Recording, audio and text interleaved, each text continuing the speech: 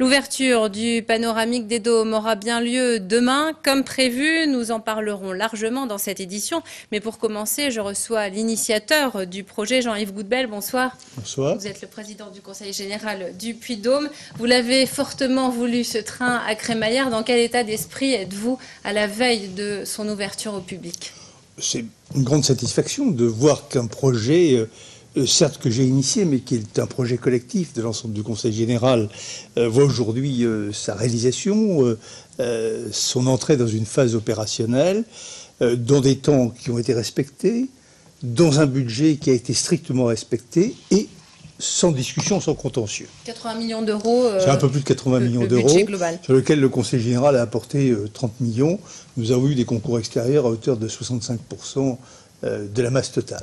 C'est un projet d'une ampleur importante, donc il a fallu plusieurs années pour le réaliser. Oui. Est-ce que ça donne encore plus de saveur à l'événement, là, aujourd'hui? Bien sûr, c'est un dossier complexe, d'abord parce que nous nous situons sur un site classé.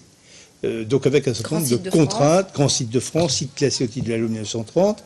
Donc il y a eu une phase administrative très longue qui a été plus longue que le chantier lui-même.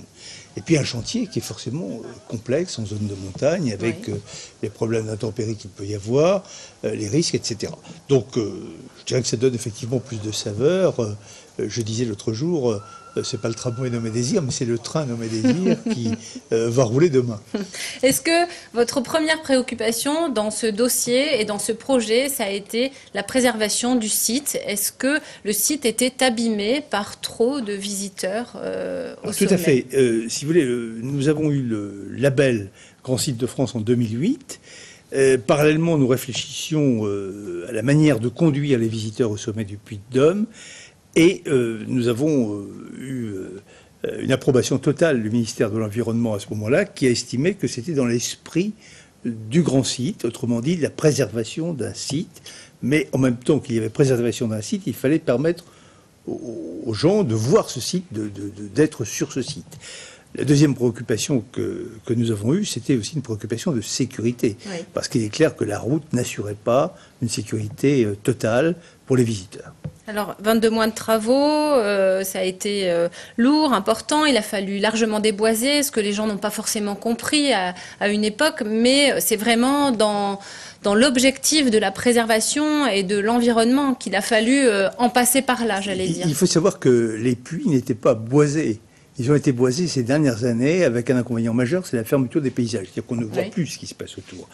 Donc nous avons été amenés à faire des coupes avec les conseils de l'Office national des forêts. Et il y aura d'ailleurs une reconquête du pâturage sur les pieds, sur la base du volcan du Puy-de-Dôme. Donc c'est vraiment un tourisme maîtrisé et raisonné qui est prévu pour demain sur le volcan. Tout à fait, c'est un tourisme durable, comme on le dit, et qui est dans la lignée de la démarche qui vient immédiatement derrière, à savoir la candidature de la chaîne des Puys au patrimoine mondial de l'UNESCO. Vous serez demain matin dans le tout premier train qui conduira les passagers? Bien sûr.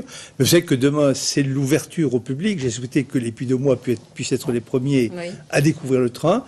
L'inauguration officielle aura lieu, elle, le 23 juin. Vous aurez quel sentiment demain matin en montant dans cette rame?